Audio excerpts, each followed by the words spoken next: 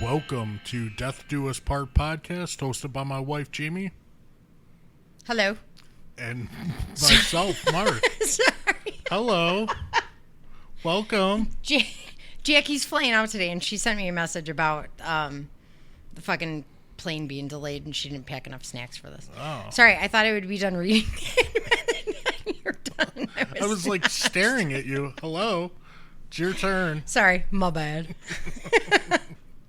And we're doing this for the third time now. Yeah. I fucking hit stop instead of pause when I had to pee. Yeah, I did that. 50 fucking minutes It into sucks when that happens. Dude. I mean, Yeah, I'm pissed right now. yeah. I was going to say, you could have peed while you were sitting there, but people probably would have heard it. Oh, so. yeah. It's loud. So. So let's start this shindig. So we got Patreon. Yes, we got 4 new Patreons. Yes, we have Jennifer, who signed up for Sergeant. Thank you, Jennifer. We have Tom, who signed up for Sergeant. I almost just said his last name. Thank you, Tom. Melissa signed up for Patrolman. Thank you, Melissa. And she messaged me while she was listening the other day because she was digging a fucking hole while she was listening to us. That's awesome. And then Sabrina, who signed up for Patrolman. Thank you, Sabrina. And she was drinking fucking moonshine listening to us. Moonshine. And it was pink. Fuck, that sounds so good. I know. What flavor would that I don't be? know. It was just pink. It could be a lot. Yeah. I don't know. But I'm definitely down for some fucking moonshine. Me too. Could I bring my cowboy hat? I mean, you would have to. I feel like with moonshine. Yes. They kind of go hand in hand, right? Yeah. Do I look good with it? You do. I told you I would. It's 100% like a 1984 urban cowboy hat. Mm-hmm. And my dad had one when I was a baby, like legitimately when I was a baby. So I'm turning into your dad. You're turning into my father. Yes. But I told you I would look good with it. The long You did. hair, I the beard. never doubted you. Now Leo, I want one. You look good. Fucking Leo with the I want one bullshit after somebody Yeah. gets one. Because then we get it for her. And she never wears Ever. it. Yeah. Stone Cold t-shirt? I was just going to say, yeah, that t-shirt, and then I got her another t-shirt, The too. Mean Girls t-shirt. Yeah. She doesn't even go here. Yeah, and she never fucking wears it. Dude, if I was like 30 pounds fucking lighter, I would take it from So her. no more for her. And I think I even gave her a hat one time, and that fucking, I think it's still gone. What hat? Like a baseball hat?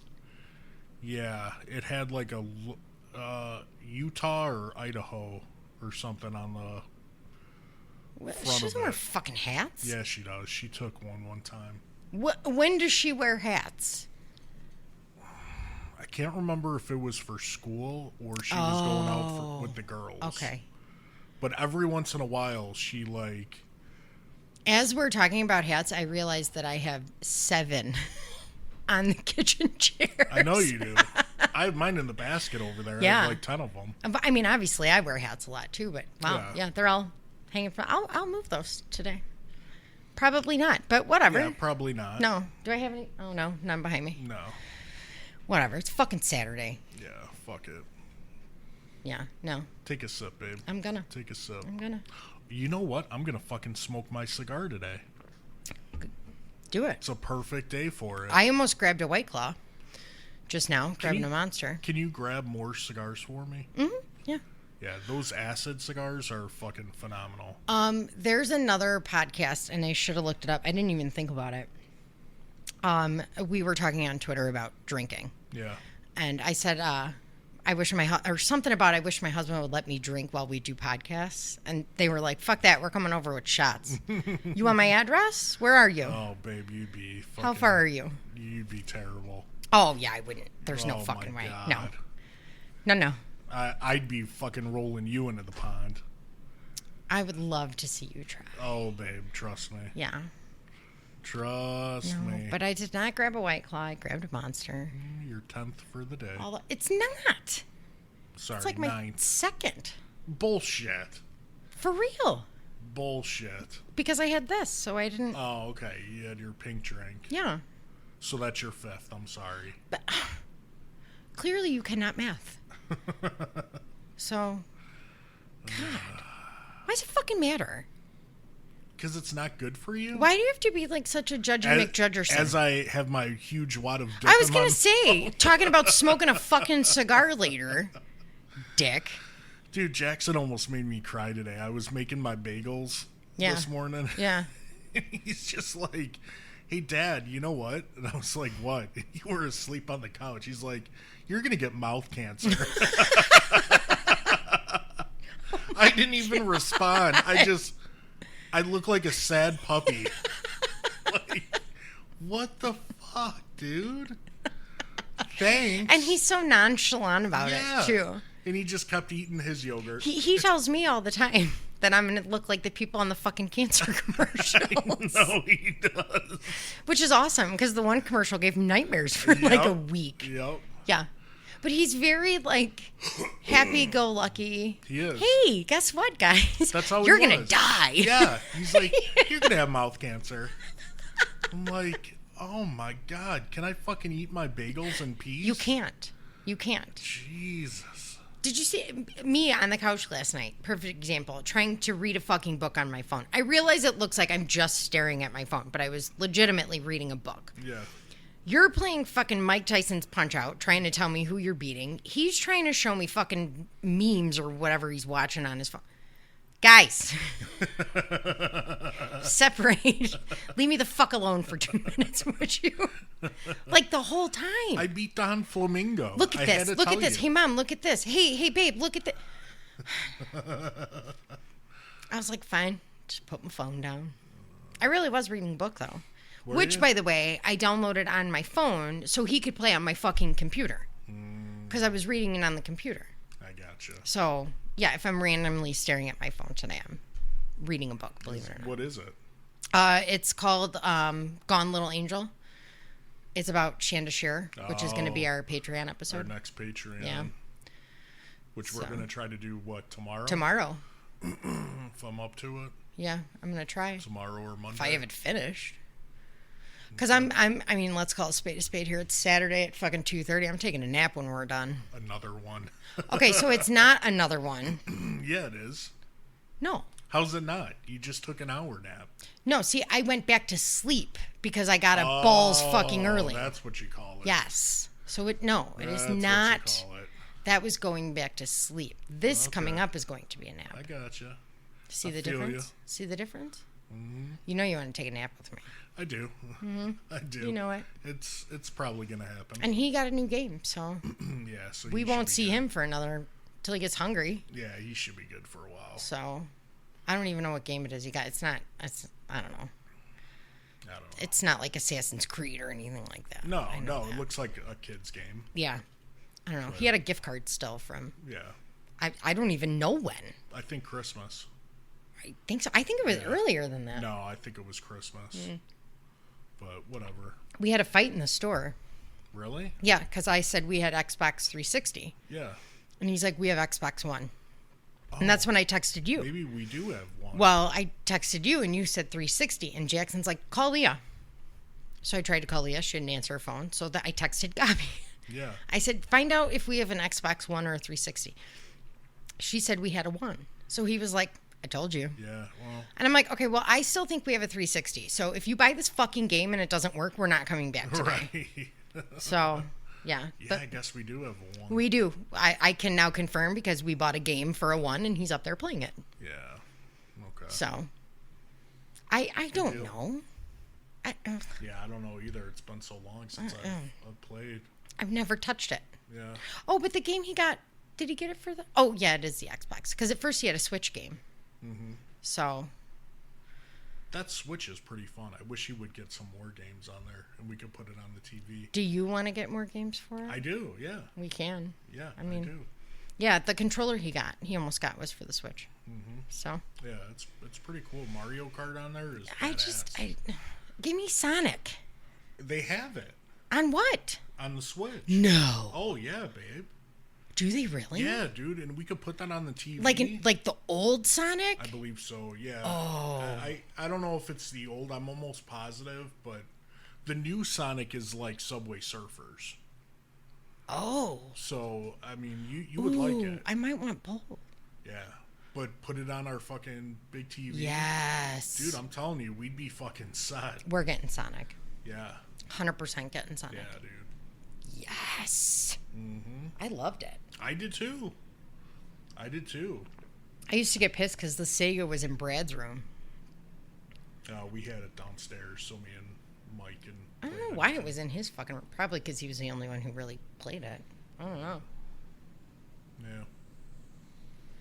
So we're on 23. Number 23. And you guys are fucking amazing because we hit over 10,000 downloads. Yeah, we're already well over it. We're at like 10,800. Yeah. Like in 2 days, we got like 800. Yeah, and it does show up. I know the episodes show up twice, and that's because the way that we upload them.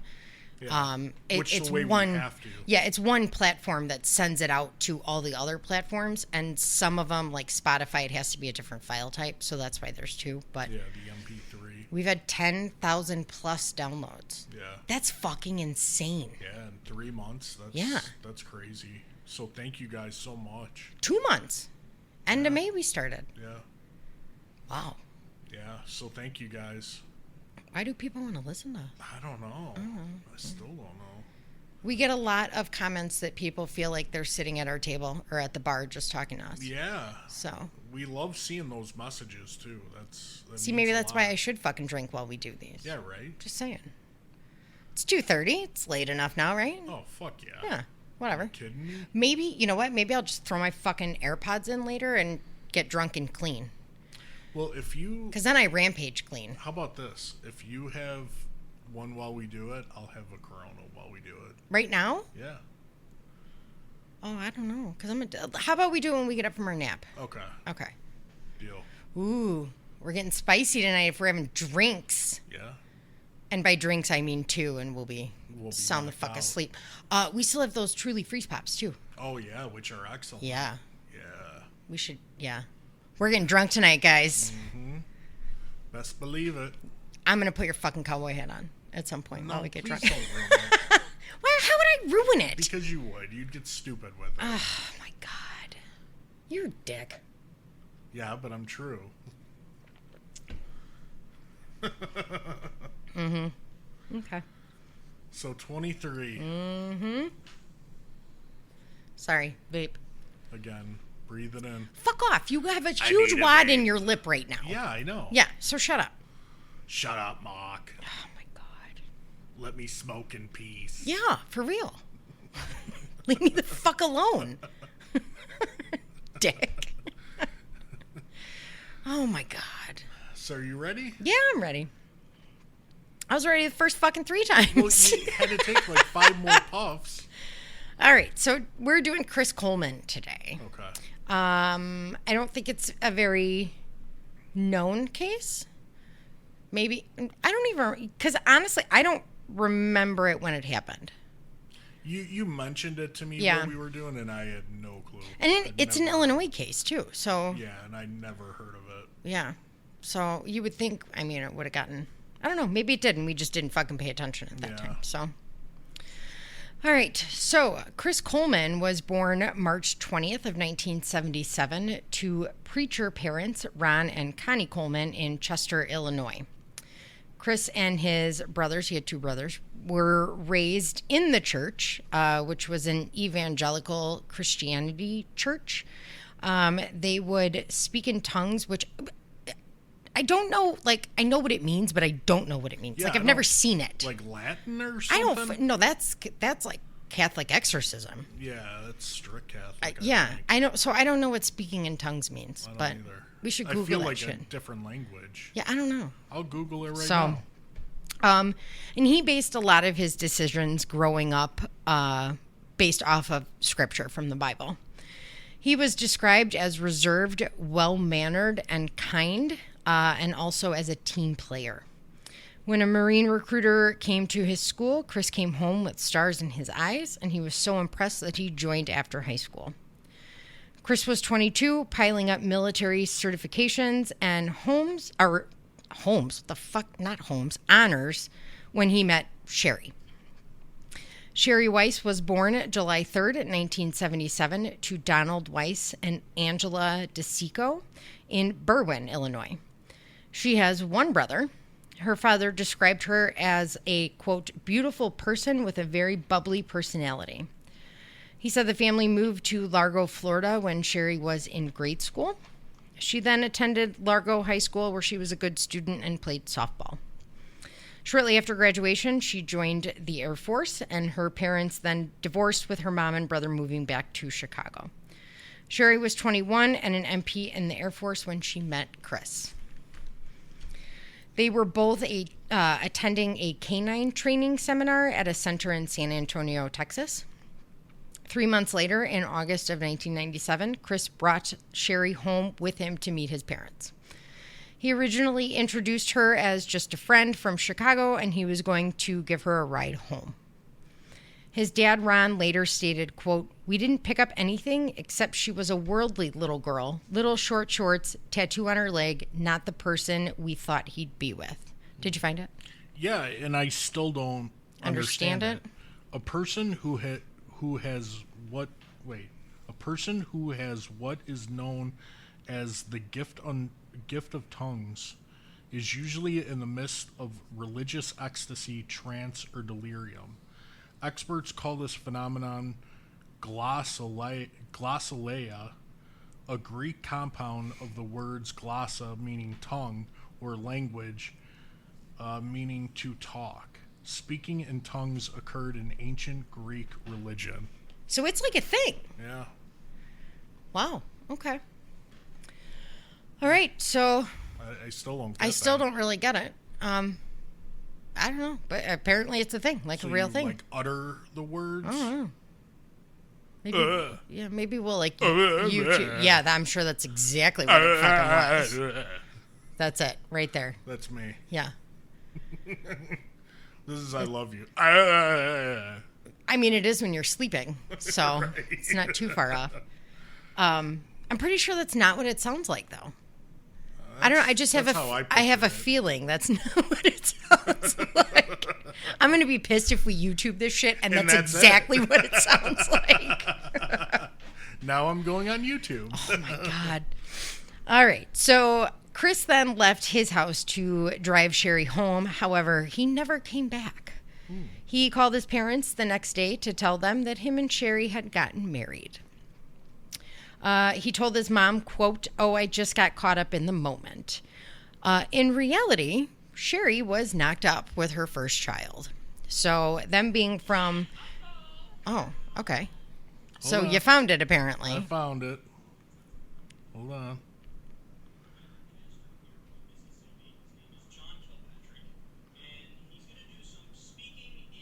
So you could just, like, turn it on and off?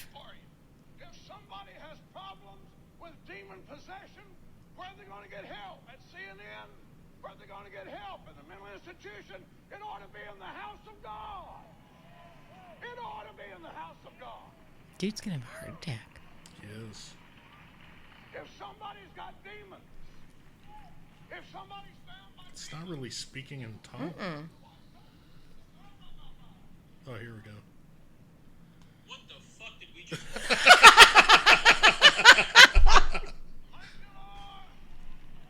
Thank you, Lord. Thank you, thank you, thank you, thank you, thank you. Woo! Mighty God, revival! I said revival, revival. Come to America. What? I don't know. Ric Flair?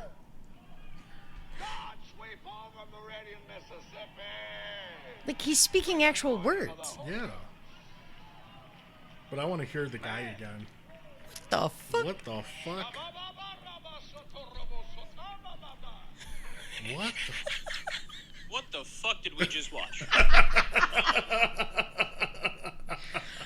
What is that? That's literally all he did. After he yelled, "Come to America." What? Right. Sir. What? Dude, we went in the wrong business. We did. We could be fucking millionaire pastors. Yeah. I think we say fuck too much, though. Still. Could we consider that speaking in tongues? Yeah. Fuck. Right. So. Sherry's knocked Now up. we're going to hell. Back to the story.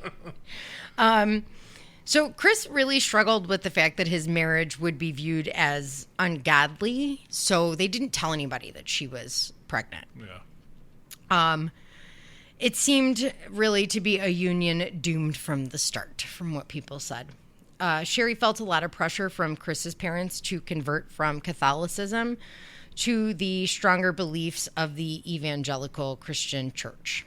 Yeah. She really wasn't a practicing Catholic. She's like us. I'm sure she was a Easter Catholic, Yeah. Christmas and Easter, you know? Yeah. We're pretty spiritual, though. We're spiritual, I would think. We're not. Yeah, I don't believe everything. Catholicism it's a bit much. It is. It's a lot. It is. So the love for her husband actually had her make the decision to be born again. So she was born again into the evangelical church. It helped soften her image, but his dickwad parents still judged her a lot, all the time. So with a new wife and baby on the way, Chris wanted to find a steady job that would provide well for his family. Right. The Colemans were actually family friends with Joyce Meyer of Joyce Meyer Ministries. So Joyce Meyer is a multimillionaire religious figure who heads Joyce Meyer Ministries. She was one of the first televangelical ministries, and many were against her running a ministry or even preaching at all because she was a woman. Yeah. It was a big fucking to-do. But And she's really she's not great. that bad. No, she's not like, I mean, you see like that fucking guy Yeah. that we just listened to. Right. That's a televangelical preacher on TV. So you go from one extreme, Yeah. you know, to Joyce Meyer. We listened to her the other day. She's very relatable. She's very easy to listen to. Yeah, but it was. because she's a woman, Yeah, it's a huge fucking deal. of course. Which I don't understand because like Chris's mom was a preacher too. Yeah. So I don't know. Whatever. So she got a lot of criticism and received a lot of threats. So she felt that Chris's military experience made him a perfect candidate to work security for her. Yeah. So she hired him as part of her security team. Okay. Joyce Meyer Ministries is based out of St. Louis. So Chris and Sherry moved to Columbia, Illinois, which is a St. Louis suburb. Yeah. In 1988, Garrett was born. I like that name. And then 2 years later, Gavin was born. I like that name. I do. too. I like them both. In 2000, soon after Gavin was born, Chris was promoted to the head of security and began making a decent living, making over $100,000 a year. Not bad. He once told his worried mother that being a bodyguard was, quote, just a matter of looking tough. The bald head, being beefed up, never smiling, it's all intimidation. 99% of it. Yeah. He is one of the least intimidating individuals I've Is ever he seen. really? Yes. Yes. And he looks even less intimidating when he grows his hair out. That's So. funny. So it is said, though, that this promotion led to Chris's true colors coming out. Yeah. He overturned the entire security team and brought in many of his military friends Right. and relish in the power. A lot of people also said that his newfound confidence bordered on him being cocky. Chris kept a strict, orderly home and was the parent that handled the discipline. The boys, for the most part, Garrett and Gavin, were described as classic little boys who were rambunctious and eager for fun, yet obedient and respectful. Yeah. Chris was not very affectionate with the boys, just like no hugging, no I love yous, just a lot of attaboys after sports, stuff like that. Yeah. And definitely was not affectionate with his wife. Right. Austin LaPlante, who is a teenage son of a friend of Sherry's. He would babysit for the Colemans, and he said, quote, their house was always very clean, everything in place, everything just perfect. Yeah. Which, he said that Sherry was very affectionate, full of fun, and ready to let her boys be boys. But, quote, Chris was always telling them, don't do that. He was kind of distant, very disciplinary, very reserved and collected. He'd walk in and say, kids, time to go. But he must have been different at home because those boys absolutely adored him. Kathy LaPlante, who is Austin's mother, she is the executive assistant to Joyce's husband, David, and said about Sherry, quote, she always made me laugh. She was like hope in a bottle. So 12 years prior to this time, right now, Sherry was a fun, uninhibited, and wildly playful 21-year-old when Chris met her. Now she was married, born again, and devoting her time to their 2 sons' church and mission trips, which apparently was starting to get to Chris because when they met, she partied. Now she's a stay-at-home mom. She is organizing trivia night fundraisers and show up and buy something parties and not partying, essentially. Yeah. Sherry had an old high school friend that she still kept in touch with by the name of Terry Lintz. And a lot of people said that Tara, was jealous of Sherry because Sherry had her shit together and Tara really didn't, they thought. So Tara was single and worked as a hostess at a gentleman's club and a cocktail waitress at Derby Lane Dog Track in St. Petersburg, Florida. Sherry didn't talk about her old friend, only once mentioning that Tara's life wasn't reconciled with Christ and she was praying for her. Money was also a point of tension for the couple. Chris liked making it and living the life it brought, and Sherry liked spending it, giving it away. She splurged at the mall for the boys and planned a mission trip to a leper colony, which we need to find out where the fuck leprosy is still happening. Yeah, and why the fuck would you go? Right. I'm sorry. They don't need Jesus, they need medicine. Yeah, I'm sorry, but why the fuck would you even go? I didn't think leprosy was still a fucking thing. I didn't either. We're going to have to find out. A neighbor recalls Chris saying to Sherry, "Oh, chill out, you holy roller. You used to be so wild and crazy." After she bought food and blankets for the homeless, driving around St. Louis distributing them, which is very sweet. She's clearly a better person than we are. Yeah. In spring of 2009, people noticed that Chris started to grow his hair out again, which was weird for him, and stated, quote, "I'm a changed man." He also started drinking more heavily than he had ever been seen by the neighbors. They would hang out with a neighbor couple, Vanessa and Chris. So there's 2 Chris's. Vanessa said that Chris would normally have 1 or 2 beers, but on one particular night, he pulled out a big bottle of hard liquor, stating he got it on one of his work trips. So he traveled a lot with the Joyce Meyer Ministries. And they would go everywhere. Yeah. Around the world. So I wonder what kind of booze it was and where he got it. Probably some good shit. It probably was. Yeah. So on this particular night, Sherry was also drinking, which was not very normal for her, but she was also being very quiet. When she asked for another Corona, Chris said to her, quote, "Get up off your ass and get it yourself, you lazy bitch." You would have no harsh. teeth. Yeah, I'd be in the pond. Like in front of this other couple. Yeah, that's awkward. Who then were like, "Fuck this." Like time to go? the neighbor said that she kind of like nudged her fiance and was like, "I'm really fucking uncomfortable. We gotta go." Yeah. So she said that in the 5 years that they had known Chris and Sherry, she had never heard him speak to her that way. He's coming unglued. Yeah. Now, Vanessa's fiance, Chris Butler, hung out with Chris Coleman once a month. Yeah. He said that Chris was constantly complaining about his, quote, shotgun marriage, and that he worked 80 to 90 hours a week, quote, protecting some millionaire lady I don't even like, while my old lady gets to sit at home in this nice big house. Ouch. Fuck and you. Ouch. Don't call me your old lady, by the way. I fucking hate that. Yeah. Like, I don't understand that. I think I tried to once. You did try to told me once. Shut up. Yeah.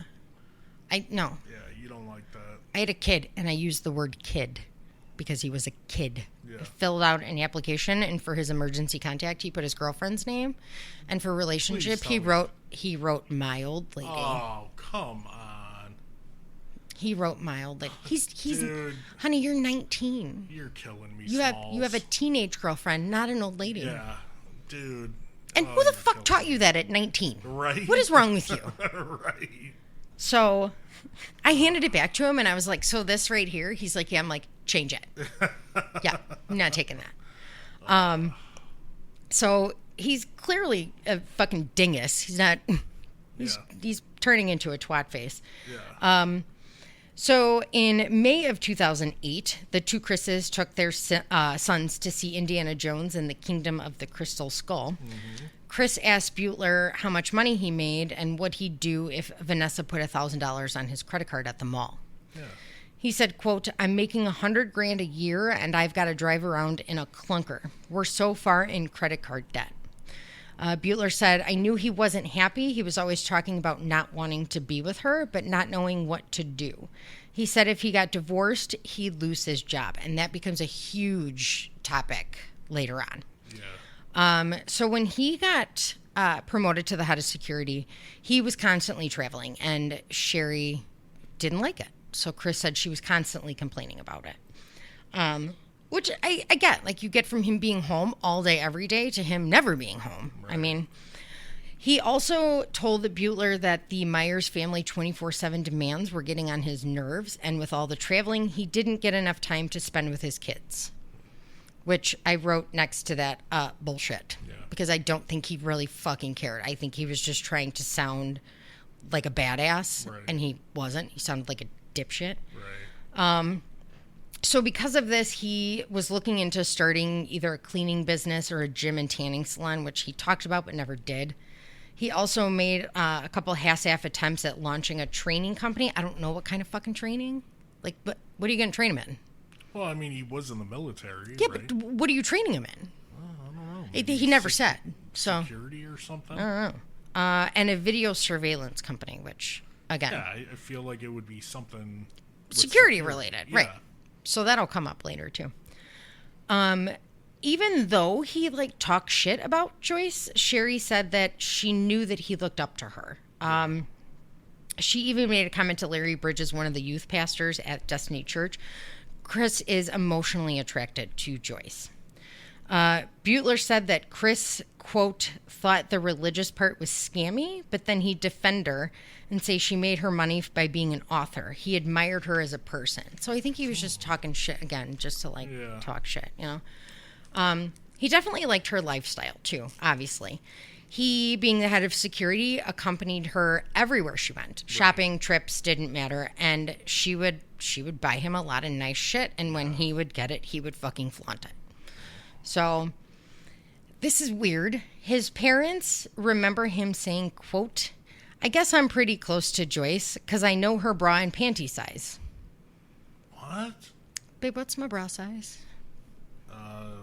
Big boobies? Yeah.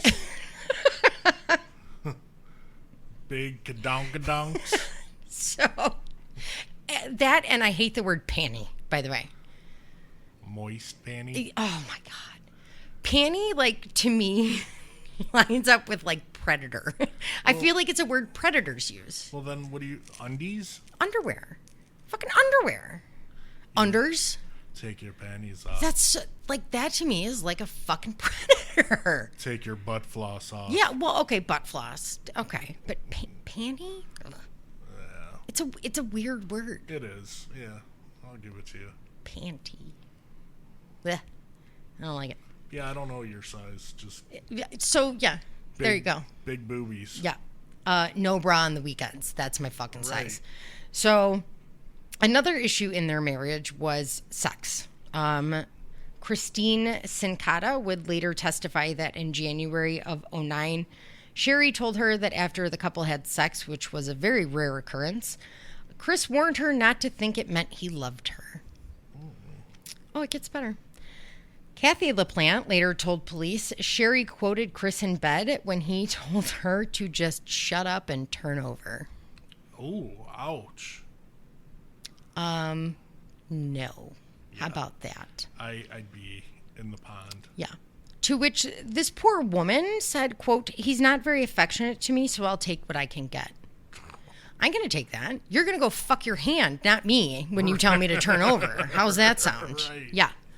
So one night, Vanessa came home from work, the neighbor, and Chris was waiting for her. He looked upset, which is unusual for him. He complained about Sherry spending too much money, banged his fists on the counter and said, quote, I'm going to divorce her. He said he was going to wait after the holidays, though. Now, Sherry was beginning to suspect something. Yeah. Larry Bridges, again, one of the pastors, received a text from Sherry on December 8th saying, things just got way worse with Chris. I'm tired of hiding it. I think I know what's going on with Chris, and I'm so disgusted I don't even know where to go with it. I'm not giving up on my marriage. I love Chris way too much. This seems like a horrible dream.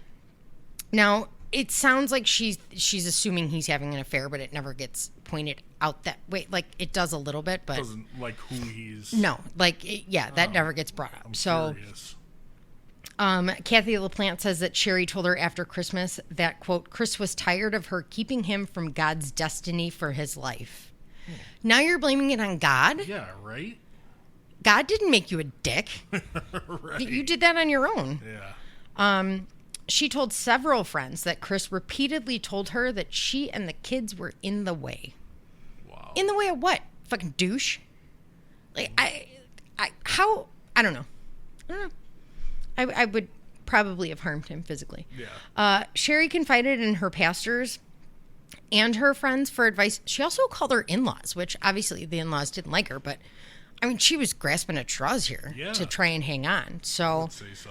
at one point, she told an assistant youth pastor, Jessica Wade, at the church, quote, "You want to see the woman my husband's having an affair with?" And then pulled up a Facebook picture. But Have we no still fucking don't idea. know. Nope. Couldn't find it anywhere. I mean, I wonder if it was Joyce. Do you think Joyce has a Facebook? Yeah. Yeah, I don't know. She obviously knew that he was having an affair, but it's never publicly known. What one person is he always around? Yeah. I wonder if that was who the picture was of, because I wonder if it was. She didn't have time to come out and say who she thought it was with. So, I mean, you just got to think who he's around. Yeah. Who he has access to. I wonder if that's who she thought. Mm-hmm. I wish we knew. Christy Johnson, who was a leader at Destiny, noticed the constant look of sick worry on Sherry's face over the holidays. But by April, she was back to her bubbly self, being happy and giddy every time Chris would call her. Yeah. Which, I don't get giddy when you call me. No, you don't. I wish you did. I I still get butterflies when you call me. Well, I still get butterflies, but when you call me, you're generally calling me to tell me that one of you has clogged the toilet. True. We are out of something. True. Or what the fuck did you call me for yesterday? I don't know. I don't even remember. Or my anxiety is high. Which that's totally different. That doesn't matter. But yeah. But I still get butterflies. Well, I mean, I still do too. I get butterflies when I hold your hand. Yeah, I do too. That's why at night when we're on the couch, I try to hold your hand. I know. It's such like I feel like it's a very intimate thing. It is. Yeah. It is to me, at least. No, it is. I just said it was. But she would get happy when he would call her. Maybe he wasn't telling her the toilet was clogged. I'm just saying. So maybe that's why she was like, "Oh, he's calling me." Yeah. I mean, you don't like when hey, baby, I made big poops. Oh my God, I about died when you fucking sent me that text message the other day. I know. And then I read it after. I'm like, wow, I sounded like a 2-year-old. You did, which is why... I just said I made a big poop. I made a big poop. Mm-hmm. The one phone call that I got at work when Jax called me, Yeah. Ma, I plugged the upstairs toilet, Dad plugged the downstairs toilet, and I don't know what to do. You don't do a fucking thing. Leave it alone. So it turns out that she was very happy again because at Joyce Meyer's suggestion, her and Chris had started marriage counseling through the ministry. In November of 2008, Chris started receiving some very disturbing emails. They were coming from an email address that was destroychris@gmail.com and were filled with threats to the Coleman family. The basis for the threats sounded like Chris's work with Joyce Meyer. One message warned Chris to, quote, "tell Joyce to stop preaching the bullshit or Chris's family will die. I will kill them all as they sleep." Which they're addressed to him, but they're still talking about him like in the third person. Yeah. Another message said that, quote, "I'm sick of Meyer's pampered ass flying all over the world." This, they thought, insinuated that he thought she was stealing money from the hardworking people. That's what most pastors do. Friday, November 14th, Chris received an email that said, quote, "Tell Chris his family is dead. I know his schedule and they will die. Next time that motherfucker will let me talk to Joyce." Now, when did he make a report? No, not yet. Oh, come on. So the email account continued to send these messages, and it appeared that the person sending them wanted to contact Joyce and talk to her about not preaching, apparently. Okay. The messages always threatened Chris and his family, though, never Joyce. Yeah. So Why him? right, Why him? right, some Specifically. bonehead fucking bodyguard, yeah. But the emails were constantly threatening to murder his family when they were alone. One even talked about an upcoming trip to India and said that he would sneak in the house and kill his family while Chris was gone. So in January of 2009, while Chris was in Hawaii with Joyce, a threatening letter was found in the Coleman's mailbox. This was just the start of numerous ones. Yeah. None of them were addressed or stamped, which means that whoever put them in there had to physically visit Chris's home and hand deliver them. Now he files a police report. Columbia police put out extra patrols but never saw anyone. And Chris now decides to talk to his across-the-street neighbor, who he'd never really talked to before. But this guy by the name of Justin Barlow was a detective sergeant for the Columbia Police Department. Yeah. So he helped Chris install video cameras with one pointed right at his mailbox. After a letter was left in April, Chris and Sherry allegedly viewed the footage but could not identify the person leaving the letter. That's per Chris. Nobody else ever saw this footage because he said it couldn't be retrieved. Yeah. One message read, quote, "I'm always watching you," which is fucking creepy. See, somebody who says that is somebody who says fucking panties. Right. Just saying. So soon after that, heavy curtains covered all the exposed windows, and Sherry started carrying a gun. Both Sherry and Chris also had guns in their nightstands. Yeah. The last known footage that the surveillance camera picked up was of Chris playing catch with Gavin and Garrett in the front yard, which seems odd for a man who's is after you, right, and who's your threatening. family. Right, they're threatening you and your family, and you're out in the front yard playing catch. Yeah. Cool. Okay. So on May 5th, 2009 at 5:43 a.m., Chris had just pulled out of the driveway to go to the gym and was attempting to call Sherry to wake her up. Why didn't you fucking nudge her before you left the house? Right. Why? You're in the driveway. Yeah. Why are you calling her? Chris going to the gym was routine, but there was nothing to suggest that him calling to wake Sherry up was normal. He's trying to set it Yes. He started texting Sherry while he was doing cardio. Quote, "Are you awake? I know you was tired last night." Was tired. up. Was tired. I have about 5 minutes left on cardio, then I'll be home. Hello, are you up? Time to get the kids up. So he goes from never fucking attempting to wake her up to texting her blow her up. 147 fucking times. Real obvious. Yeah. Guy. Good job. So he told the police later that he was worried when she didn't answer, but when he finished his 20 minutes of cardio, he did 15 more. Well, yeah. I mean, you Which, fuck you. gotta hit your cool down. Yeah. Clearly, I am not one to do cardio. Yes. It's a little obvious. Fuck, I can't even run. Well, your legs don't work. Yeah, my legs don't. I can't run because I'm fat and I will die. There's a difference. See? You can use the excuse. My legs don't My work. legs don't work. I don't have an excuse other than I will die. I've said it before and I will say it again. My goal is to work a full arrest and not look like I need to be coded myself. So, yeah. At 6:43, Chris called his neighbor, Justin Barlow, to go check on Sherry and the kids. When he called Justin, he said he was 5 minutes from home. Yeah. However, we find out later on from the AT&T cell towers that Chris drove past his exit and was north of Dupo when he made the next call. So he missed the exit on purpose. Right. So if he was 5 minutes from home, he should have been here prior to The them. cops going in. Right.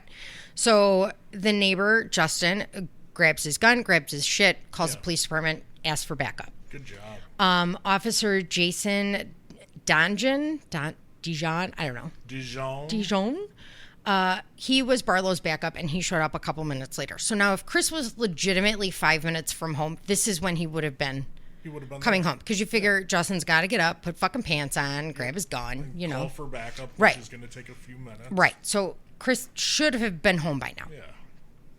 So they walk around the house, and Officer Dijon, I'm going to call him Dijon, it's not that, but sorry, dude. He noticed a back screen of the basement window was cut. So he called Justin back there, and the two of them climbed through and cleared the basement.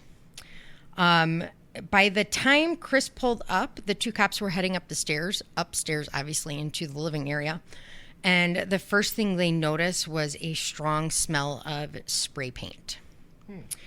So when they got up the stairs, they entered the living space and witnessed a horrific scene. There were messages all over the entire home in red spray paint. Some of the messages said, "Punished.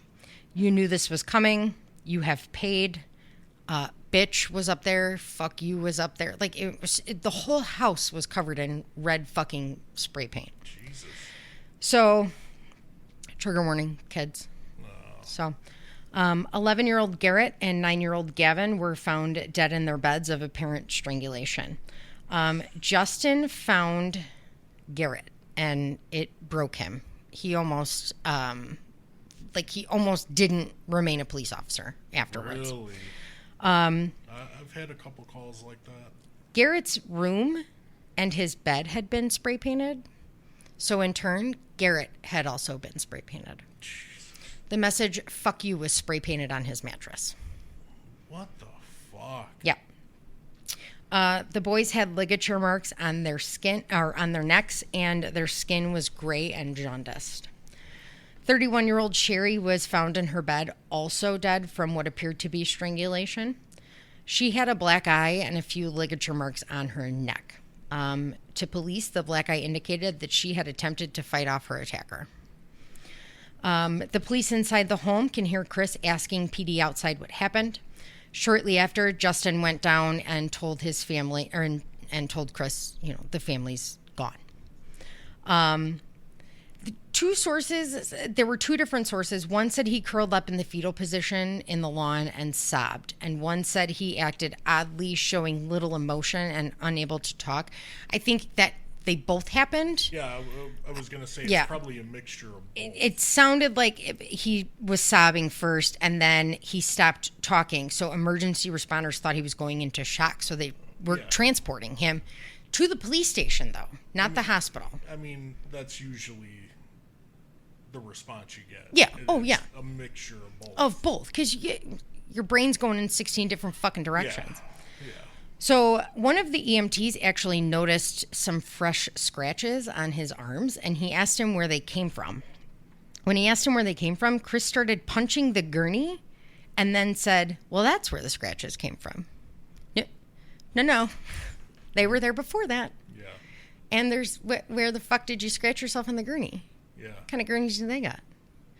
So, they also noticed that Chris never asked what happened, and he never attempted to go inside. I hope they scrape fingernails. One of the officers said that they were expecting to have to restrain him from going inside because they think that, I mean, when someone tells you your family's dead in the house, the first thing you're going to do is try and run into the fucking house. Yeah. And he didn't. So, one of the reporters was quoted as saying, "This was a monster. Somebody who would spray paint the walls, spray paint one of the boys, strangle the kids while they slept. Yeah. It was a monster." Fuck yeah, it was. And this was reporter Chris Hayes from KTVI TV. The coroner arrived at 10:57 a.m., took pictures of the scene and body temps of the victims. Chief Joe Edwards of the Columbia Police Department calls the commander of the major case squad of Greater St. Louis. Yeah. So the head of that task force was Major Jeff Connor, and he worked for the Granite City PD. So the chief called him and was like, "We need fucking help." Yeah. So they called out that task force. Also, State PD and FBI came in. Yeah. Nearby Now, agencies. this is Illinois? Yes. Okay. Yes. Because they lived in a suburb, you said. A suburb of St. Louis. But on On Illinois side, yes. So the task force was a mixture of like borders. Because I'm trying to picture it. The Mississippi River is the border. Right. Right. Right. Down there, right? So, I mean, St. Louis, from where they lived, it's like a 6-minute drive. Okay. So this guy worked for Granite City, which I believe was Illinois. Okay. Yeah, I'm positive that is. Yeah. Okay. So they were all like, what the fuck? Like, first of all, why is somebody making death threats to a fucking bodyguard and not the person? So the investigation initially focused on possible enemies of Joyce Meyer. There was a few people that had previously publicly threatened Joy, so they were very quickly ruled out. They were able to rule them out quickly. See, like, I feel, yeah, you need to look at that, but, like, this is just too, I don't know. I mean, I think they did it to cover their own ass. yeah. They were covering every basis. He's got to be looked at as the offender immediately. And Well, then ruled the spouse out. always is. Yeah, and then ruled out. Because it just, these bullshit emails. Well, none at of this it point, makes sense. he's at this point he was transported by EMS not to the hospital but to the police station. Yeah. So, and the people that and had you gotta made the rule them threats, out, oh yeah, You know. the people that made the threats made them publicly, so they were very easy to track down and Yeah. figure out they didn't do it. So they Right. were easy to rule them out. So now they could kind of focus. Yeah. As the evidence mounted, police realized that there was a pretty good chance that Chris was involved. There you go. Yeah. Chris was brought to the station for a formal interview.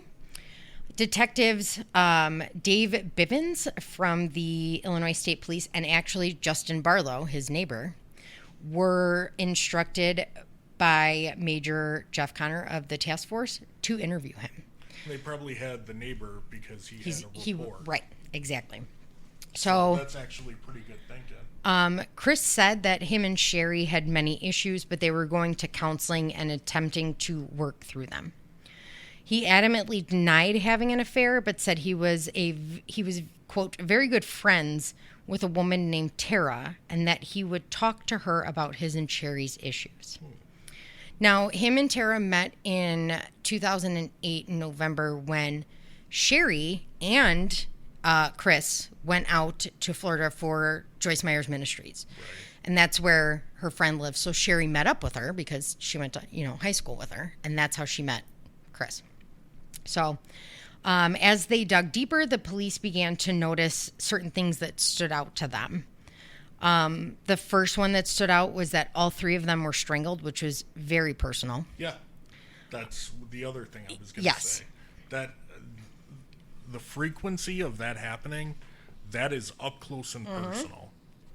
And That's it takes a personal crime. It takes time. It takes 5 to 7 minutes to strangle somebody, and generally you're doing it while they're looking at you. Exactly.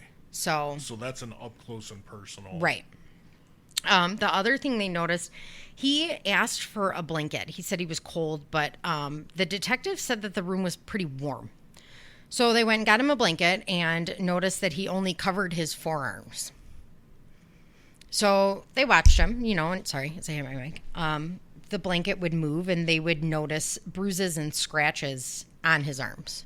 Mm-hmm. So now they're like, fuck you, Yeah. So they asked him about him, and he said that he had gotten them making a roof repair. To which Justin Barlow was like, cool, what day did you fix your roof? Because I live there. Right. Yeah. Couldn't answer him, obviously. Investigators determined an approximate time of death for Sherry, Garrett, and Gavin to be around 3 a.m. to 4 a.m. Chris didn't leave until 5:43. So Dr. Raj Nandura performed the original autopsies on all three victims on May 5th of 2009. She actually refused to give a time of death, specifically stating, quote, time of death is a range. She was not comfortable giving a time of death because she said she didn't have all of the findings of the investigation yet because it was so close. Yeah. So they ended up having a second autopsy by Dr. Michael Baden, who I would fangirl if I ever met him. Why? He's a very famous forensic pathologist who had. Do you remember the show Autopsy on HBO? Vaguely. That was him. Oh, okay. So he would later testify that Sherry's black eye was caused by direct trauma. Did he just come in for this, or like how did he? How did he get involved? Yeah. The prosecution called him. Oh. Okay. So, because they I'm figured sorry it was. if you said that. I missed that. No, I didn't. Big cases like this, he gets called in on Okay. a lot. I mean, I mentioned him before. So he said that her black eye was caused by direct trauma, and the defense attorney was like, well, she could have been punched afterwards. And Dr. Baden was like, yeah, but who punches a dead person? Right. So the boys showed no signs of a struggle. Gavin had long dark hairs in his armpit, which Dr. Baden suggested that he was strangled second after his mom. And these were strands of her hair that were stuck in the ligature and fell onto his body when the same ligature was used on him. Dr. Baden said that the violence was intimate and sustained, and that each ligature would have to be pulled and held tight for about 4 to 5 minutes. Damn. He reiterated after a lengthy explanation his estimate of the time of death was definitely before 5 a.m. and probably closer to 3 a.m. When asked if there was any chance the murders could have occurred after Chris left for the gym at 5:43, Dr. Baden shook his head no, saying, quote, "This isn't even a close call. They had to have been dead before he left the house." They were in rigor when the cops got there. Yeah. Rigor doesn't, like full rigor, Right. takes longer than an hour. Yeah. So Chris is left alone in the interview room. He puts his head down. He sobs.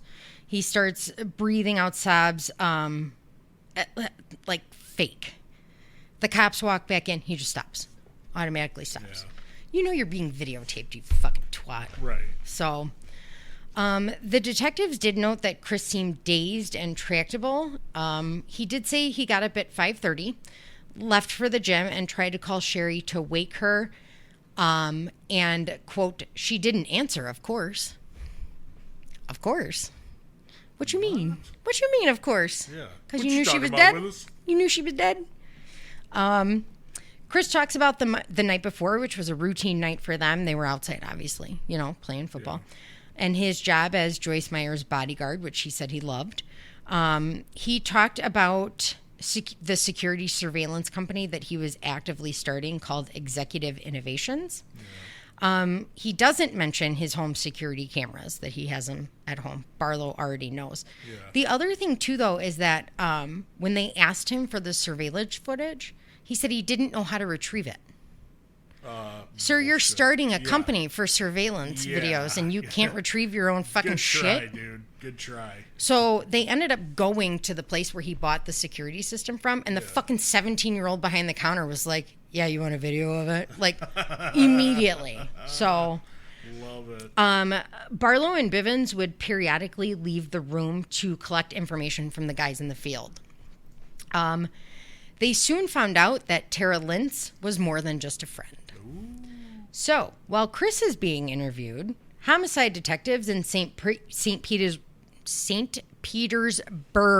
There you go. Say it one more time. No, because I don't think I can. Say it 5 times fast. St. Petersburg, Florida. St. Petersburg, Florida. St. Petersburg, Florida. St. Petersburg, I hope you Florida. fuck it up. St. Petersburg, Florida. Mm-hmm. Now you're speaking in tongue. Yeah. So, see, you just threw me off. So while he was being interviewed, detectives down in Florida went and found her and were interviewing her. Chris is in Illinois saying, "No, I'm not having an affair." And she's in Florida saying, "Yep, definitely having an affair." She said that not only was it an affair, but they were in an actual relationship, and that Chris had told her that her and Sherry were separated. And he loves her. Yeah. Well, okay, first of all, girl code. I don't care if you're fucking separated or not. Like, what are you doing? Yeah. They had also exchanged promise rings. Oh. Yeah, so cute. Oh. So There were several X-rated videos of the pair, along with right. several sexual messages. Now you're getting somewhere. He also had a stalker-esque list that included a list of Tara's favorite things, her account usernames and passwords, Pantswords? What? panty size. What is with him and people's fucking underwear size? I don't know, dude. Also, the name of their future daughter, which would have been Zoe Lynn, Oh, that's creepy. because they're 14, right? That's Yeah. fucking creepy. The most damning part that they found on his phone was a little note that he wrote, "The day that Tara changed my life, Oh, dude. 11/5/08." What a fucking boner. So that was the same month that the messages started, the emails. This dude Yeah. is a tool. So the two were planning on making their affair a permanent relationship, and Tara was pushing Chris to divorce Sherry. Chris told Tara that he was serving Sherry with divorce papers on May 4th, but that he finally gave them to her on May 5th. They were murdered on May 5th. Yeah. So he kills his fucking family, and then he texts his fucking girlfriend. Yeah, I served her with divorce papers. What the fuck? Yeah. She also told police that she would travel with Chris when he traveled for work. Yeah. So if he went to Hawaii, he would fly her out. Really? Yeah. Fuck you. Wow. So the detective started asking Chris about a divorce. And he said that, quote, "We talked about it a while back about possibly splitting up or something. It never happened, obviously." He added that now, quote, "Things have been going awesome." Really? Sherry's text messages proved otherwise, though. A friend later testified that Sherry texted her saying Chris was telling her she ruined his life and he can't believe that he can't get away from her and he can't divorce her. Sherry said Chris would lose his job if he got a divorce. She also said that Sherry told her that Chris beat her. And this chick on the stand, after being told not to, repeatedly blurted it out. Like she wanted people to know. Yeah. So Vincent Hall, who was a staff pastor at Destiny, read a text message that Sherry sent him the day after Christmas. Yeah. That said, quote, "I'm not getting the whole story. He told me he's leaving because of his job, but if Joyce finds out, she'll fire him." Kathy LaPlante said she got a late night phone call from Sherry that said, quote, "I want Danny Meyer's phone number. Chris said as soon as he comes home, he wants to leave me. He hates me. He wants to leave me. He doesn't love me. He never did. I want Danny to talk to Joyce." So they now, the detective started asking him about his finances, which he very politely said, "I make over $100,000 a year. She doesn't have to work, but she enjoys it, so I let her." He made no mention of their debts. He did tell them that they were actively planning a trip to Disneyland, but then conveniently left out the part about him canceling the trip to Disneyland and booking a Virgin Islands cruise for him and Tara. Oh. Yeah. They asked if Chris is being 100% honest, and he said, yeah, I did my best. Alrighty then. I mean, I feel like that's a yes or no question. Not a, well, I tried. I tried hard. Good talk. The more information they were getting, the more they leaned on Chris. Yeah. He insisted that they were alive when he left home. But then this fucking idiot. So Bivens says, "What would you say if I told you I don't think she was?" And Chris responds with, quote, "I don't know. I don't know what to tell you. I mean, I think she was. I mean, she was. She was laying right next to me." Oh, boy. So, You're slipping up, yeah. dude. They ended up leaving the room again, and he found Bivens' notebook on the table. So he was reading through it. So he knew what they were taking notes about. So then they come back in, and Bivens asks, quote, "So you're saying some madman sat in the shadows and watched for you to leave and then entered the house?" To which dipshit replies, quote, "That's the only thing I can assume." In 4 minutes, it takes a minimum 4 or 5 minutes to strangle a person. Right. There's 3 of them. Cool. They left the room again, and Chris sits down and lets out one singular sob. Sob. Just one. While the interview was going on, crime scene technicians were going through the home, which he had given them permission to do. They scraped paint flecks off the wall, got footprint impressions. They bagged hair and fibers, a Glock pistol, a K.R. pistol, latex gloves, any shoestring or cord that could have been used as a ligature, 2 cell phones, a BlackBerry, and 2 laptop computers. Once they get that shit, there's a breakthrough almost immediately. Yeah. They find out immediately, because this guy's a fucking idiot. Right. And didn't use a VPN. So they find out that destroychris@gmail.com was created on Chris's laptop. Oh, you don't and the say. first email was sent 15 minutes after that email address was created. Oh, you don't say. So they're going through his work computer, and they find out that he continuously misspells the word opportunities, which he did in one of the letters left at the house, and Sherry pointed out. Yeah. 4 hours into the interview, the detectives asked if Chris knew how his family died, and he said, I don't know. So then they start asking him for bodily, I don't know, and handwriting samples. Bodily? Yeah, so like I'm assuming that meant like they were taking pictures of him, the scratches and shit like that. And they wanted handwriting samples for the spray paint. So they got 25 minutes into the handwriting samples, and he started bitching about it. So they let him stop at that point. He gave police the clothes he was wearing. Like with that, I've never, and I don't recall the task force ever looking for like handwriting samples, but like I would feel like I would just look for past written stuff. Yeah. Instead of having him do it in front of you, because you know he's going to be trying to fuck around. Maybe they did it just because there was so much written. I don't know. But I don't know. I would just go off, like I would collect like mail and like stuff that he's. Yeah. Does that make sense? It does. Yeah, 100%. Because I feel like if he's going to be writing in front of you, he's going to be trying to make it different. And you're just wasting time.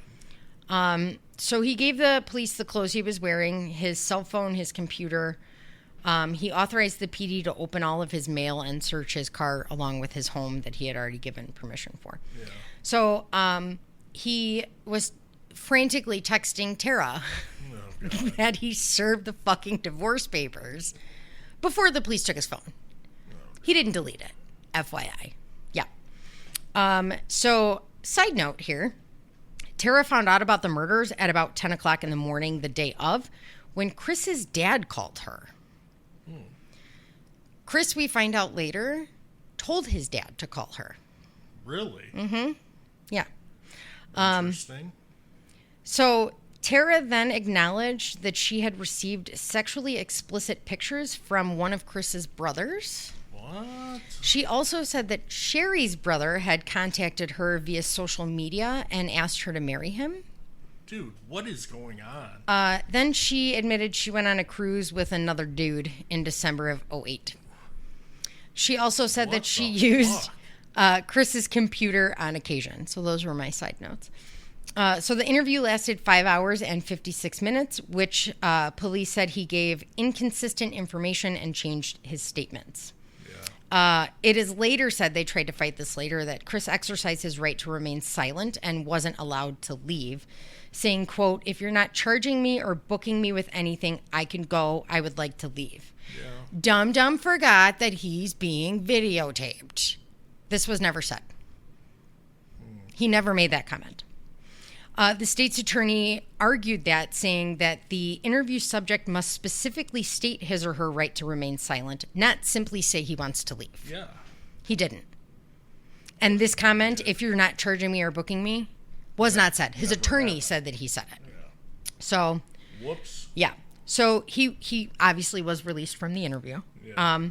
The wake for Sherry, Garrett, and Gavin was held on May 8th at Destiny Church in Chester. Vanessa was told by the detectives, quote, "Do your best to not let him think you think he's guilty," which obviously. Detective Carla Hine saw Kathy LaPlante across the room and said softly to her, "I think you have more to tell us." I'm almost done, I promise. Allegedly, when Kathy heard Sherry was dead, she blurted out to her husband, quote, "Chris did it." She didn't say anything initially because she felt intimidated by her boss's instructions, who was Joyce Myers, to pray for the family and refrain from speculation. However, she knew she had to go. So she left the wake immediately and went right to the police station and told them, quote, "Sherry told me if anything ever happened to her, Chris did it." Ooh. Yeah. And then she said that Sherry said during an argument, "I'm never going to leave. What are you going to do? Kill me?" Yikes. So, yeah. So now they're at the wake, and Chris is texting Tara how much he misses her. A memorial of balloons and teddy bears and Legos for Sherry and the boys were set up outside of the house. Yeah. Within days, Chris threw the entire thing in the garbage. What a piece of shit. Yeah. He was arrested on May 19th and charged with 3 counts of first-degree murder. Good. As expected, he pled not guilty. His trial started on April 25th of 2011, and it started with pictures of how Sherry and the boys were found. They then played the taped interview. Joyce Myers, they showed her taped testimony. She testified that a divorce would not necessarily mean Chris would lose his job, because that's what he kept telling people. Right. It's handled on a case-by-case basis, but an adulterous affair would 100% result in termination. Right. She said that in retrospect, she noticed that Chris wasn't as attentive to his duties and he was forgetting things. And then on May 4th, quote, "He called and told me he wasn't feeling good and asked if he could take the day off. I didn't remember him ever calling me and saying he didn't feel good and wanted to take off." So then Tara took the stand for a whole fucking 20 minutes. Oh, boy. She initially refused to come to St. Louis, but was ordered by a Florida judge to come to St. Louis. Yeah. Her answers were quick, matter-of-fact, and snippy like a pissed-off teenager. So a small crucifix was around her neck because apparently she found God. Oh. She found Jesus. Of course she did. Do you want to know who she found Jesus through? Who? Chris's dad. What the fuck? He would later say, Ron Coleman, quote, that she got born again with it all happening. "She called me and said, 'Pastor Ron, this is Tara.' My first thought was, 'Tara, you shouldn't be calling me.' She asked for our forgiveness." Why the fuck are you asking for their forgiveness? Right. By the way. "Said she recognizes now that it was wrong." Oh, of course. Yeah. Do you want to know what they found on Ron's computer? What? A naked picture of Tara. That does not surprise me one bit. No. So she wore the crucifix. Do you want to know what else she was wearing? What? The motherfucking promise ring that he gave her. God. Yep. She said, obviously, that Chris had professed her love. Now, Ron went on to say that Sherry told Chris all the time that he was moody and wasn't affectionate enough. She never did compliment him. That's why he was so attracted to Tara. It gets worse. Tara was just meeting a need at the time that Sherry wasn't taking care of. Well, I mean, every man has desires, and every man has to be respected. It's built into every man. If your wife doesn't respect you, then you're going to find respect someplace else. And that Sherry, for a brief time, had stepped back from doing her job as a wife. Alrighty. And then. your wife didn't fucking kill you? Right. Oh, my God. So then the poor computer forensics guy has to explain the pictures because they didn't want to show them to the jury. Yeah. The poor guy was so fucking uncomfortable, and I don't know why they just didn't show the pictures, because they ended up showing a video. That would have been a lot easier. Yeah. Oh, yeah, the poor guy was, like, trying to be politically correct, Yeah. and... Then just show the picture. Then they showed a video that Chris made that was blacked out, obviously, in some spots, but... Was it a porno or something? Basically, yeah. So Chris is naked, talking into the camera like he's talking to Tara about still having a heart on. And he wanted to tell her that he loved her. And then he proceeds to jerk off in the shower and tells her that she's the only person he's ever done anything like that for. Yeah. Oh, my God. I'm just thinking if I made a video like this to you, you would be... what the fuck I'd be is like, wrong what were with you doing? Right. Why do you have this much time on your fucking hands? Like, for real. So then his mom said, quote, "It was like they were abusive to him and he was like a lamb to slaughter." What? He slaughtered his family. Yeah. Yeah. So then she went on to say, because she was asked why they didn't have any reaction. She said, quote, "What would Christ have done? Would he have made a scene? No. He might have cried, which we did, but most of that was done in the back room. Actually, we were asking the Lord to help us for Chris's sake.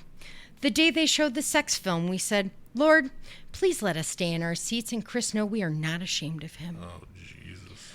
So the jerking off video made you pray to the Lord, but the fact that he spray painted "fuck you" over your grandson didn't bother you? No. You didn't pray to the Lord for that one?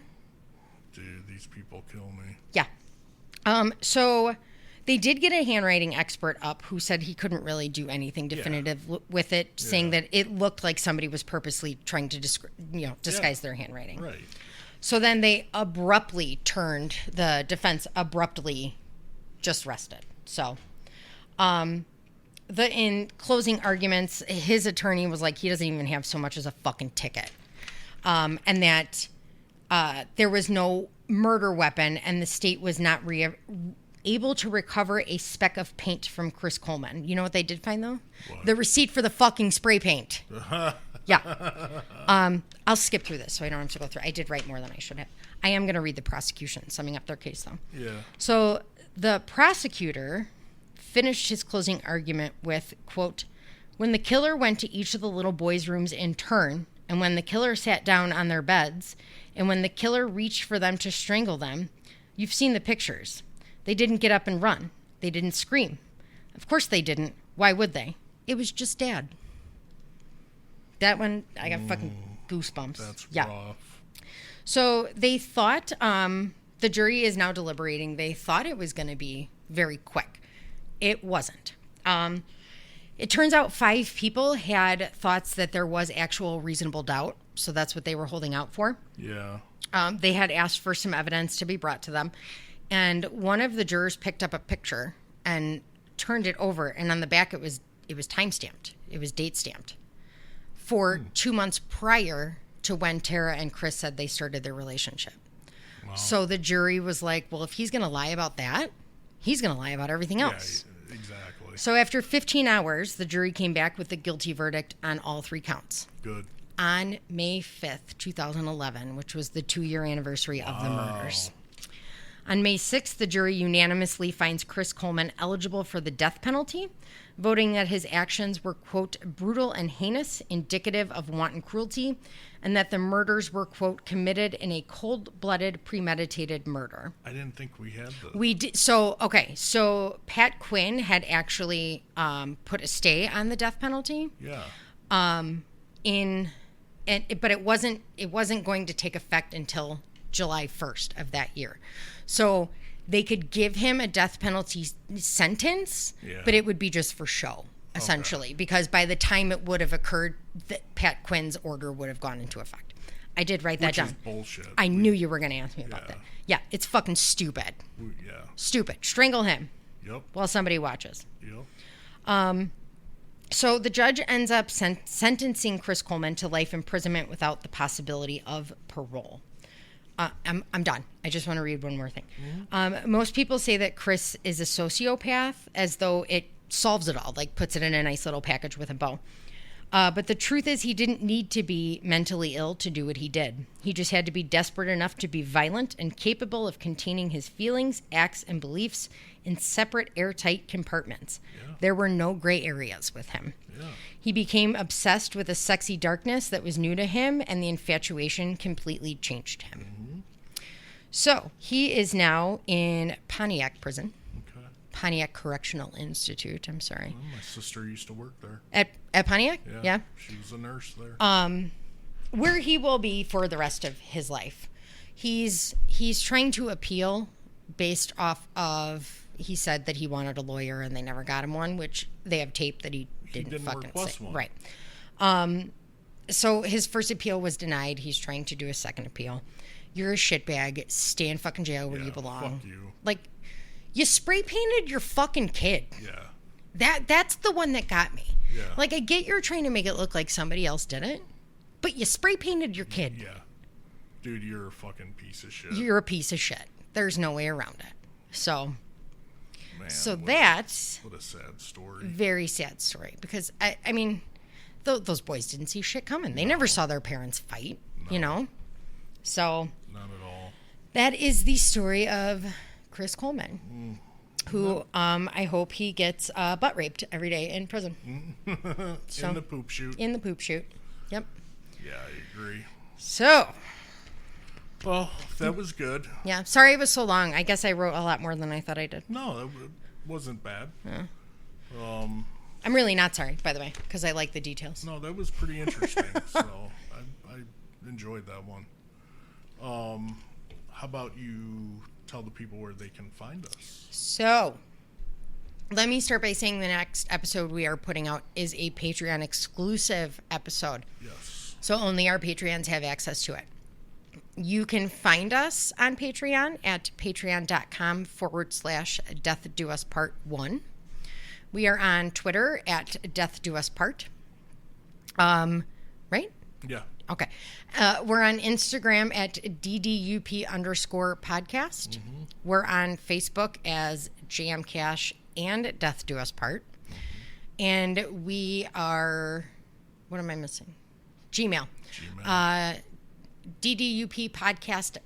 DDUPpodcast.1@gmail.com. Yep. And we do have a website, DDUPpodcast.com, which very, very shortly, and by very shortly, I mean within like the next 2 weeks, we're going to have merch up. Just saying. Yep. Get your poop shoot shirts, because yes, we are making poop shoot shirts. Yes. I broke. Dude, We're making. they're gonna Everybody is sell like, out. I want a poop shoot I know. shirt. Dude, Erica it's- even told me, she's like, you have to make one with Mark's face on it. I was like, Yes. Erica, no. That's where I draw the line. Jamie. You want your face next to the words that say poop shoot? Yes, and above it, say, come join the poop shoot. And your face. Yes. So you're the poop shoot. Yes. Oh my God. I'm the poop shoot leader. You're the poop shoot leader? Is that what you just said? Yes. Come join my poop shoot. Babe. It's going to be amazing. Are you forgetting what poop shoot actually fucking means? Babe, when you it's say gonna come be join amazing. come join my butthole, guys. Yeah. Or don't be a poop shoot. Come join my butthole. Or just don't be a poop shoot. But it's definitely got to have my face. My face has got to be on there. I can't believe you want to put your face on a fucking t-shirt. I signed my first autograph. You did. And I had Bennett pull it out of my office for Craig. Yep. And Today. Jack signed it too. Yep. And Jack put on there, don't be a poop shoot. He did write don't be a poop shoot. Except I think he wrote don't be a pop shoot. Yeah, he I think did. he spelled poop wrong. With the amount of times he says poop, you should be able to spell it. So I know. But going along with the Patreon, we are going to be doing more Patreon episodes. yes. So if you want all access to all our episodes, you guys have to sign up. We greatly appreciate it. There are 3 different tiers that you could choose from. They are very inexpensive. Yep. But it helps us out too. Yeah. You know, for It's the support is amazing. Yeah. It's overwhelming, and we love you guys for it. We are going to try also, along with the merch, in the next 2 weeks. I would like to try and do a live show within the next 2 weeks, which is going to be fucking ridiculous. Well, we got to figure out YouTube first. Yeah, I know. Well, I told you I'll call them. Okay. So But yeah, I mean, once we get it. Mark's not going to put a shirt on. Yeah, why not? Whatever. Have my long hair, my fucking cowboy hat. There you go. Fuck yeah, dude. We'll have to get you a t-shirt first, and then you can wear the t-shirt of you. Yeah. I'm not wearing a t-shirt with your face on it, by the way. Why not? Because I'm not. Guys, would you wear a shirt They with my would. face? That doesn't mean I have to. Like, how about my whole body, like in a wheelchair, waving? Oscar asked me the other day if you liked that idea that we talked about, me pushing you holding a cup of coffee in your wheelchair with like Yeah. ribbons behind it. I'm like, fuck yeah, dude. Like, we want to put that on a t-shirt. Oh, fuck yeah. So, Are you kidding me? Yeah. Yeah. stellar. Yeah. So, Sign up, guys. We really appreciate it. Yep. But that will give you access to all our episodes. Mm-hmm. Like I said, going forward, we're going to start doing more Patreon episodes. We'll probably record twice a week, and you'll get one free episode and then one Patreon episode. and the next Patreon episode is going to be the case of Shanda Scherer. So, Which I don't... true crime buffs know it. It's Okay. horrific. Just trigger warning now. It's horrific. Kate, you're not going to want to listen to this one. Just so you know. Okay. So, But we are going to try to record that tomorrow or Monday. yep. Get that out soon. We got this shit. We'll get it out. Yeah. Yeah. I'm going to go take a nap. Yeah. Oh, and then next time, we talked about it in the first recording, but then I fucked it up. I'm going to have to tell you how it went with the birds and the Oh, bees Jesus talk. fucking Christ, guys. Yes. We'll tell you on the next episode because that's, oh my God. I had the birds and the bees talk with Jax. He did not. He started it and said he made a diagram. I thought he drew a picture and he didn't. He used finger fucking puppets and then said pray to Jesus. So, no, he did not give him the talk. But we'll get into that next episode. Oh my God. So, This is why I need a nap, guys. So, yeah, I could use one too. yeah. Fuck yeah. All right. Well, I hope you guys enjoyed this one, and we will be talking to you very soon. Yeah. Bye. Bye.